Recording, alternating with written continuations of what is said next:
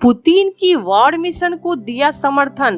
भारत, चीन और ब्राजील को चुकानी होगी कीमत। आखिर ट्रंप को किसने दी खुली धमकी, जानेंगे क्या है मामला। तो वहीं दूसरी तरफ चीन की धमकियों के आगे ट्रंप ने टेके घुटने। भारत के बाद ताइवान के राष्ट्रपति को दिया धोखा। क्वाड देश लेंगे सबक। जहां एक तरफ ये सब कुछ चल रहा है तो वहीं दूसरी तरफ सिंधु जल संधि पर रोक के बाद पहली बारिश में ही तड़पने लगा पाकिस्तान। भारत ने एक्शन लिया तो क्या होगा।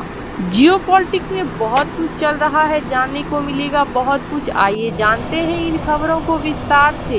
पाकिस्तान इस समय भीषण बाढ़ के संकट से जूझ रहा है। इस साल बाढ़ ने अब तक कम से कम 242 लोगों की जान ले ली है। नए तूफान के आने से और भी लोगों के मारे जाने की आशंका है। इस बाढ़ ने पाकिस्तान के जल संकट की भयावहता को सामने ला दिया है।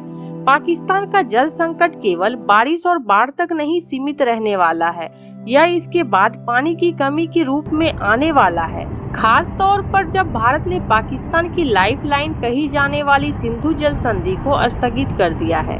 पाकिस्तान का एक बड़ा क्षेत्र हजारों साल से सिंधु नदी के पानी पर निर्भर रहा है। पाकिस्तान के जल संकट को समझने के लिए कुछ आंकड़े पर नजर डालना जरूरी है। विभिन्न मानकों के आधार पर पाकिस्तान वर्तमान में दुनिया के 15वें सबसे अधिक जल संकट ग्रस्त देश के रूप में है। विश्व वन्य जीव कोष पाकिस्तान के अनुसार देश की वार्षिक प्रति व्यक्ति जल उपलब्धता 1947 में लगभग 5,600 घन मीटर से गिरकर 2023 में केवल 930 घन मीटर रह गई है। संयुक्त राष्ट्र के खाद्य एवं कृषि संगठन के अनुसार पाकिस्तान का जल संकट विश्व स्तर पर सबसे अधिक है, जो बताता है कि अब राष्ट्रीय अस्तित्व का प्रश्न है। पाकिस्तान में पानी की कमी केवल घरेलू मुद्दा नहीं है, यह एक क्षेत्रीय भू राजनीतिक विवाद का विषय है। भारत और पाकिस्तान के बीच जल बंटवारे को निर्धारित करने वाली यह सिंधु खतरे का सामना कर रही है। इस संधि के तहत पाकिस्तान को भारत से आने वाली सिंधु, झेलम और चिनाब नदियों के पानी पर अधिकार मिला था, जो पाकिस्तान की सिंचाई जल का 80% हिस्सा कवर करता है। इसके साथ ही पाकिस्तान की बिजली उत्पादन क्षमता का लगभग 1/3 इससे मिलता है। यही वजह है कि इस साल 22 अप्रैल को पहलगाम आतंकी हमले में 26 नागरिकों की मौत के बाद भारत ने कड़ा संदेश उठाते हुए संधि को स्थगित करने की घोषणा की, जिससे पाकिस्तान में खलबली मच गई। कुछ रिपोर्ट के अनुसार अगर भारत एक तरफा तौर पर पानी रोक लेता है तो पंजाब और सिंध में पाकिस्तान कृषि क्षेत्रों में पानी की उपलब्धता में 35% तक कमी का सामना करना पड़ सकता है। ऐसी स्थिति पाकिस्तान के लिए किसी बुरे सपने की तरह है, जिसकी अर्थव्यवस्था और खाद्य आपूर्ति इन नदियों से जुड़ी हुई है। पाकिस्तान केवल 30 दिनों का पानी जमा कर सकता है, जो जल सुरक्षा के लिए 120 दिनों के अंतर्राष्ट्रीय मानक से बहुत कम है। इस सीमित क्षमता के साथ पाकिस्तान अतिरिक्त वर्षा जल या पिघले हुए हिमनदों को संकट के समय के लिए जमा नहीं कर सकता। यह स्थिति पाकिस्तान के लिए जल संकट का खतरा और बढ़ा देती है। पाकिस्तान को पानी कमी खाद्य संकट पैदा कर सकती है, जो देश को भूखमरी की स्थिति में पहुंचा सकता है।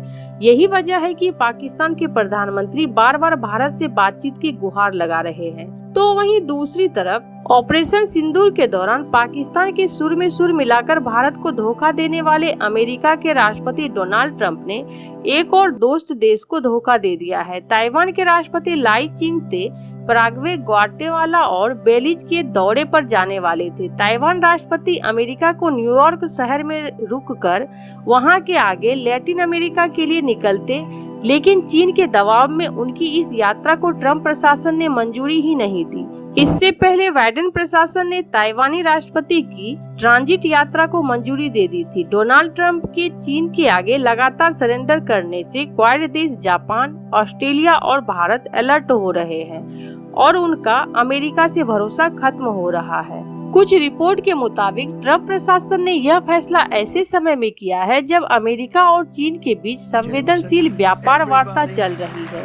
चीन ने अमेरिका से ताइवानी नेतृत्व के साथ किसी आधिकारिक आदान प्रदान का कड़ा विरोध किया है। ताइवान रिलेशन एक्ट के मुताबिक ताइवान की सुरक्षा का जिम्मा अमेरिका का है। डोनाल्ड ट्रंप के सत्ता में आने के बाद से ही चीन और अमेरिका के बीच ट्रेड वॉर चल रहा है। ट्रंप प्रशासन और चीन के बीच कई मुद्दे पर गंभीर मतभेद है। कुछ रिपोर्ट के मुताबिक पराग्वे, ग्वाटेमाला और बेलिज तीनों ही देश ताइवान की आजादी की मान्यता देते हैं। आपको बता दें कि ताइवानी राष्ट्रपति चाहते थे कि न्यूयॉर्क और डलास शहरों में रुकते हुए वह लैटिन अमेरिका के दौरे पर जाए। अमेरिका ने ताइवानी राष्ट्रपति से कहा कि वह न्यूयॉर्क की यात्रा नहीं कर सकते हैं। वहीं ताइवानी राष्ट्रपति के कार्यालय ने दावा किया है कि उनका विदेश दौरे पर कोई प्लान नहीं है, क्योंकि वह अभी अमेरिका के साथ व्यापार वार्ता और तूफान से उबरने के प्रयासों पर फोकस कर रहे हैं। सोमवार को चीन और अमेरिका के अधिकारियों ने स्टॉकहोम में व्यापार को लेकर बातचीत की है। चीन का दावा है कि ताइवान उसका क्षेत्र है और अमेरिका तथा ताइवान के बीच किसी सहयोग को यह खारिज कर सकता है। चीन लगातार अपनी सेना का विस्तार कर रहा है और ताकत के बल पर ताइवान पर कब्जे की योजना रखता है। ताइवान के राष्ट्रपति के प्रवक्ता ने सोमवार को कहा कि लाई के बाद में दौरे की योजना है। कुछ विशेषज्ञों का कहना है कि ट्रंप के इस कदम से अमेरिका पर निर्भर देशों के अंदर खतरे की घंटी बज सकती है। उन्होंने कहा कि ट्रंप अब अमेरिका फर्स्ट की नीति पर चल रहे हैं। अमेरिका का कर्ज बढ़ रहा है और उसे अपने प्रभाव के क्षेत्र को कम करने के लिए मजबूर होना पड़ रहा है। ट्रंप अब केवल उत्तरी और दक्षिणी अमेरिका पर ज्यादा फोकस कर सकते हैं। आपको बता दें कि ट्रंप के इस कदम से दुनिया के अन्य इलाकों में प्रभाव बढ़ाने के लिए होड़ शुरू हो सकती है। इसका फायदा चीन और रूस उठाने की करेंगे। ट्रंप का ताइवान को लेकर उठाया गया कदम बदलती दुनिया की एक शुरुआत भर है। दक्षिण कोरिया पहले अमेरिका से अपने सैन्य अड्डे की वापसी को लेकर बातचीत कर रहा है। क्वाड का सदस्य देश जापान अपने सैन्य बजट का जमकर इजाफा कर रहा है। वहीं भारत, जापान और ऑस्ट्रेलिया तीनों ही देश चीन के साथ अपने तनाव को कम कर रहे हैं। ऑस्ट्रेलिया के पीएम ने हाल ही में चीन की यात्रा की है। जहां एक तरफ ये सब कुछ चल रहा है तो वहीं दूसरी तरफ अमेरिकी सीनेटर लिंडसे ग्राहम ने भारत, चीन और ब्राजील को धमकी दी है कि उन्हें रूस के साथ संबंध को भारी कीमत चुकानी पड़ेगी।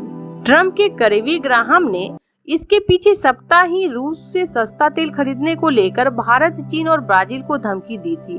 ग्राहम का तर्क है कि भारत समेत इन देशों के साथ व्यापार रूस और यूक्रेन में युद्ध के लिए फंडिंग करने में मदद कर रहा है। एक्स पर एक पोस्ट में ग्राहम ने लिखा, मैं राष्ट्रपति डोनाल्ड ट्रंप की यूक्रेन पर रूस के लगातार हमले से हताश को पूरी तरह समझता हूँ, जो शांति वार्ता की कोई वास्तविक इच्छा नहीं दिखाता। उन्होंने आगे कहा, पुतिन ने राष्ट्रपति ट्रंप का गंभीर रूप से गलत आकलन किया है। मुझे उम्मीद है कि चीन, भारत और ब्राजील जैसे देश जो पुतिन की युद्ध मशीन का समर्थन करते हैं, लंबे समय से बकाया कीमत चुकाने वाला है। ग्राहम ने पोस्ट में बताया कि कांग्रेस राष्ट्रपति ट्रंप की शांति वार्ता की मेज पर लाने के उनके प्रयासों में मदद करने के लिए दोनों दलों के बहुमत के साथ तैयार है। ग्राहम से पहले इसी तरह की टिप्पणियां डोनाल्ड ट्रंप और नाटो महासचिव मार्क रूट भी कर चुके हैं, जिन्होंने यूक्रेन के साथ युद्ध के बदले में रूस पर कड़े प्रतिबंध लगाने की धमकी दी थी। गौरतलब है कि रूस के साथ भारत का तेल आयात तेजी से बढ़ रहा है, जिसमें मॉस्को उसे सस्ती दरों पर कच्चा तेल उपलब्ध करा रहा है। वहीं भारत, चीन और ब्राजील मिलकर रूस के कच्चे तेल निर्यात का लगभग 80% हिस्सा खरीदते हैं। ग्राहम का मानना है कि इस आयात के चलते युद्ध के दौरान रूस की अर्थव्यवस्था को समर्थन मिल रहा है। आपको बता दें कि ट्रंप प्रशासन रूस से तेल खरीदने वाले देशों पर 100% टैरिफ की योजना बना रहा है। उन्होंने भारत, चीन और ब्राजील का नाम लिया था। ग्राहम ने कहा था, ट्रंप उन देशों पर टैरिफ लगाने जा रहे हैं जो रूसी तेल खरीदते हैं। चीन, भारत और ब्राजील। मैं चीन, भारत और ब्राजील से यही कहूंगा कि अगर आप इस युद्ध को जारी रखने के लिए सस्ता रूसी तेल खरीदते रहेंगे तो हम आपको तहस नहस कर देंगे और आपकी अर्थव्यवस्था को बर्बाद कर देंगे। ऐसे आपको क्या लगता है इन सब मामलों में? आपकी क्या राय है? कमेंट कर जरूर बताएं। जल्द मिलते हैं अगले वीडियो में नई खबर के साथ।